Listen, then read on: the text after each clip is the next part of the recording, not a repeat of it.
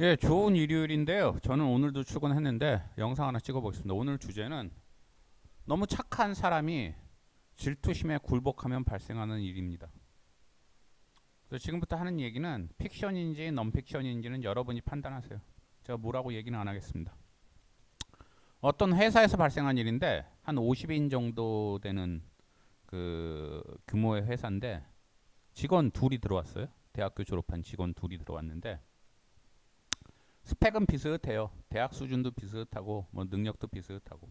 근데 한 명은 그 회사 근처가 집이고 회사가 이제 서울에 있었는데 회사 근처가 집이고 집이 유복해요. 그래서 회사 다닐 때 버는 돈이 회사 다녀서 버는 돈이 다 본인 용돈이에요. 그래서 이제 집안도 유복하고 하다 보니까 여유가 있죠. 그리고 월급은 다 용돈으로 쓸 수 있으니까. 그리고 집 근처다 보니까 회사가 그 집 이제 엄마 아빠가 잘 좀 부탁드린다고 인사드리러 회사도 오고 회사 뭐 회식 자리에 참석해서 회식비도 좀 내준대요. 그러니까 아무래도 회사에서도 그 직원한테 좀 신경을 쓸 수밖에 없죠. 근데 다른 직원은 지방에서 올라왔어요. 근데 참고로 둘 다 남자예요. 지방에서 올라왔는데 집이 좀 가난한가 봐요. 그래서 버는 돈 월급으로 해서 일부는 또 지방에 보내주고 자기 엄마 아빠한테 또 일부 가지고 또 뭐 월세 내고 이러다니까 쪼달리죠. 근데 어쨌든 둘이 이제 회사를 잘 다니는데 그 중에 특히나 그 지방에서 올라온 친구가 굉장히 착했어요.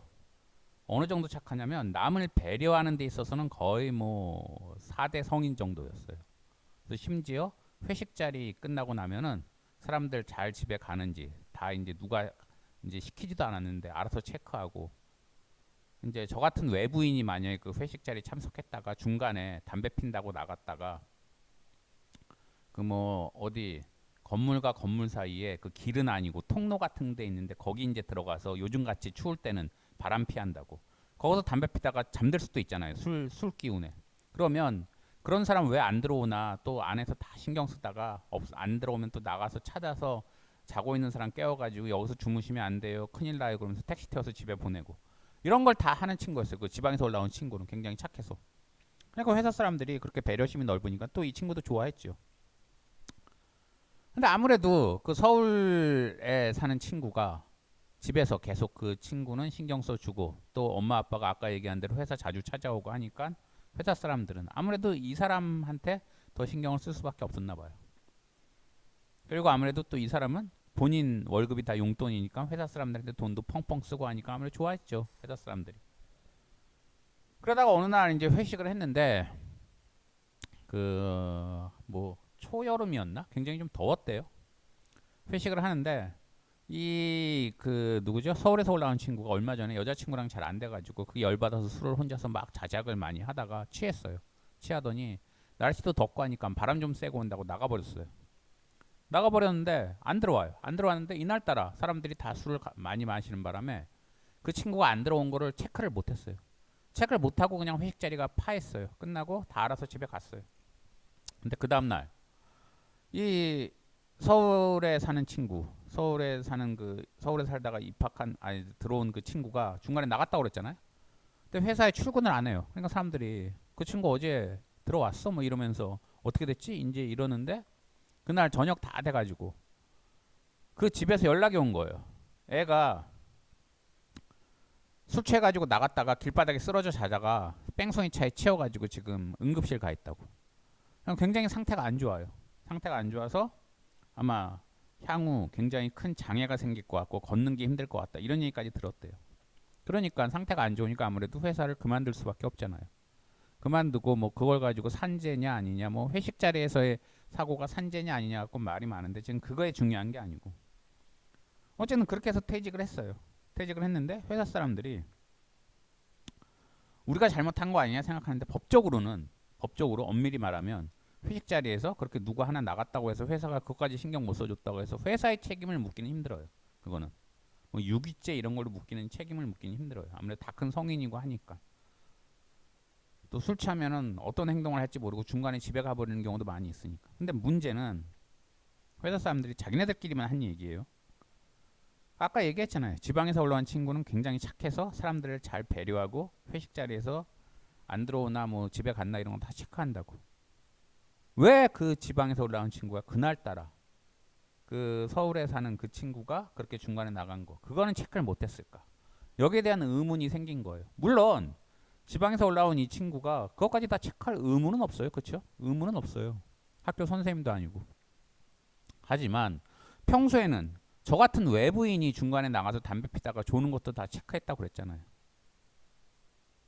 그래서 사람들이 암암리에 대놓고 말은 안 해요. 누구도 이거는 뭐 알 수가 없으니까. 그 지방에서 올라온 친구 마음속에 들어가 본 게 아닌 이상은 누구도 모르니까. 서울에서 사는 그 친구가 너무 집에서 평소에 그 친구를 신경 써주고 그 친구한테 회사 사람들이 잘해주고 하니까 아까 얘기한 대로 용돈 펑펑 쓰고 회사 사람들 용돈이 아니라 자기 월급을 회사 사람들한테 펑펑 쓰고 또 뭐 집에서 가족들이 회사까지 와서 신경 써주고 하니까 회사 사람들이 아무래도 그 서울에 사는 그 친구를 신경 써주다 보니까 상대적 박탈감을 느낀 게 아니냐. 본인은 돈이 얼마 없어서 월급 쪼개가지고 월세 내고 집에 또 보내고 하고 나면 남는 것도 없는데 그래서 질투심을 느껴서 결국은 회식 자리에서 그 서울에 사는 친구가 나간 것도 알면서도 체크를 안 했을 거다. 이런 얘기를 하는 사람들이 암암리에 있었어요. 하지만 아무도 몰라요. 그걸 가지고 뭐 법적으로 문제 제기할 수도 없는 거고 어떻게 누구도 얘기할 수 없어요. 함부로 얘기했다간 당연히 명예훼손으로 걸리죠. 그거는.